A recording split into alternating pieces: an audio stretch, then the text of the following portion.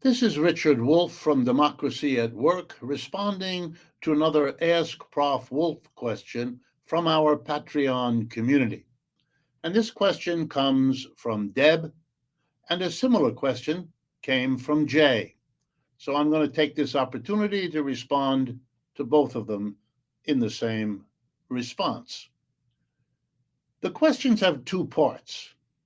How do I feel about, how do I react to economists who tell us they are concerned about the inequality of our economy as a problem, perhaps even as big a problem as inflation or rising interest rates or crashes every 4 to 7 years or whatever else in the way of capitalism's peculiarities they even can admit. And the second part of the question is actually related, even though it might strike you at first as different. How do I respond to the awarding of the Nobel Prize in economics to Ben Bernanke, the former head of the Federal Reserve, professor of economics like me,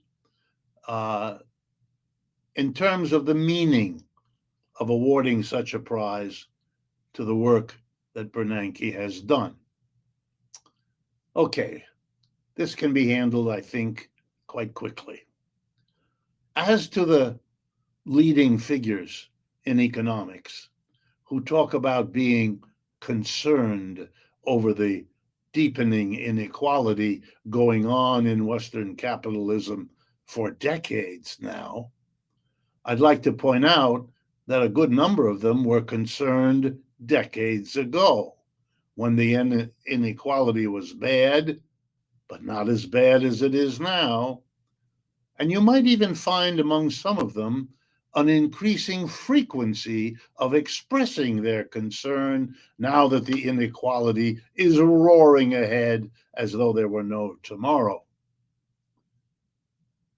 Janet Yellen makes such statements. Leading officials of both parties have made such statements. The statements are easy, the statements are cheap, and the statements have not resulted in any action at all. I stress that. No significant inequality reducing action at all. The closest you can say the Democrats ever came is there were some proposals that were put in early in Biden's administration, but most of those have quietly died along the way. And if you needed evidence, let me suggest you think about the minimum wage in the United States. It is the federal minimum wage, $7.25 per hour for a worker in this country at this time. It was put at that level in the year 2009. That's 13 years ago. During every one of the years since then, 13, prices in America rose. Sometimes only 1 or 2%, sometimes, as in the last year, nearly 10%. Every time prices rose, what you could buy with $7.25 an hour went down because the prices went up. Did the Republicans raise the minimum wage for the lowest paid workers in our society? No. Did the Democrats do it? No. I rest my case.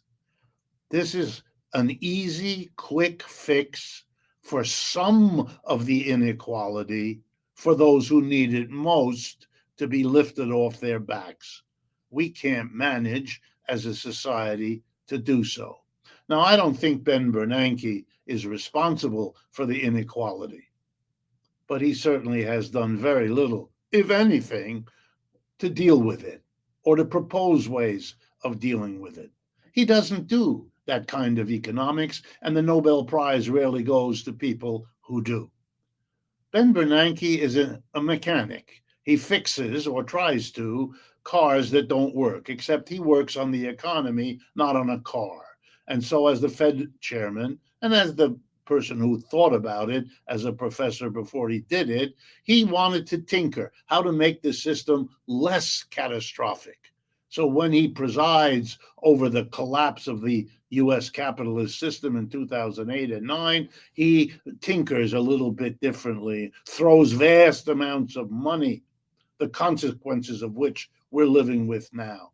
But the Nobel Prize thinks it's wonderful that he prevented, or at least they want to think so, the collapse from being more catastrophic, i.e., to them, than it might have been.